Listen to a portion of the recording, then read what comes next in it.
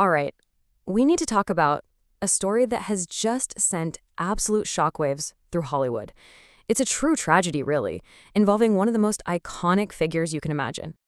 I mean, we're talking about an absolute icon, a director whose work, well, it pretty much defined a generation. And then he's found murdered in his own home. The discovery was just about as brutal and shocking as you can get. And the person accused of this absolutely horrific crime, it's the last person anyone could have possibly imagined. So, how on earth does a Hollywood fairy tale spiral into a real-life horror story? Well, it all started with a really grim discovery. So here are the tragic facts. On a Sunday afternoon, the bodies of the legendary director Rob Reiner and his wife, Michele Singer Reiner, were discovered in their beautiful Brentwood mansion. This was a brutal double homicide. Both had suffered multiple stab wounds.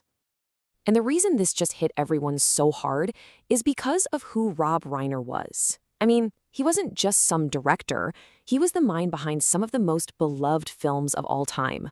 We're talking The Princess Bride, Stand By Me, When Harry Met Sally, A Few Good Men. These are more than just movies. They're part of our culture. Now, with a case this high profile, you can bet the investigation moved fast. And heartbreakingly, the prime suspect was, right from the start, a member of the family. The prime suspect, who was arrested and booked for murder, is their own son, 32-year-old Nick Reiner. He was taken into custody the very next day and is now being held without bail. So you might be asking, why did the police focus on the son so quickly? Well, the answer is just as tragic as the crime. You see, the person who found the bodies was Nick's sister, Romy.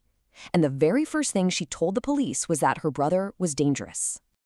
But here's the thing, this tragedy didn't just come out of thin air. It turns out there were very public warning signs just hours before the murders that something was terribly, terribly wrong. Just look at this timeline. The night before, the whole family was at Conan O'Brien's star-studded Christmas party, and right there, in public, the family's private tensions just boiled over.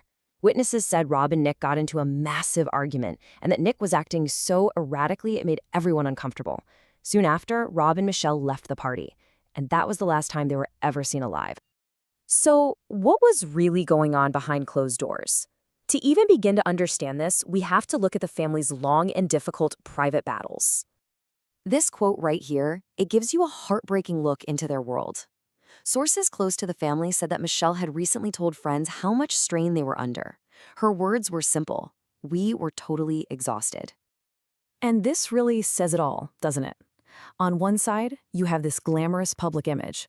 They're Hollywood royalty. But on the other side, you have this dark, private reality of a family that had been struggling for decades with their son's mental health and addiction. And what's so wild is that this wasn't a complete secret.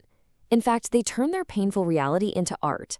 In 2015, Rob and Nick actually co-wrote the movie Being Charlie, and it was based directly on Nick's real-life battles with addiction and homelessness. You know, it really seems like it was their attempt to process these incredible challenges together. So when the news of the murders finally broke, the reaction was just immediate and overwhelming. Hollywood was completely stunned. The scene outside their home was just chaos, but also filled with this profound sadness.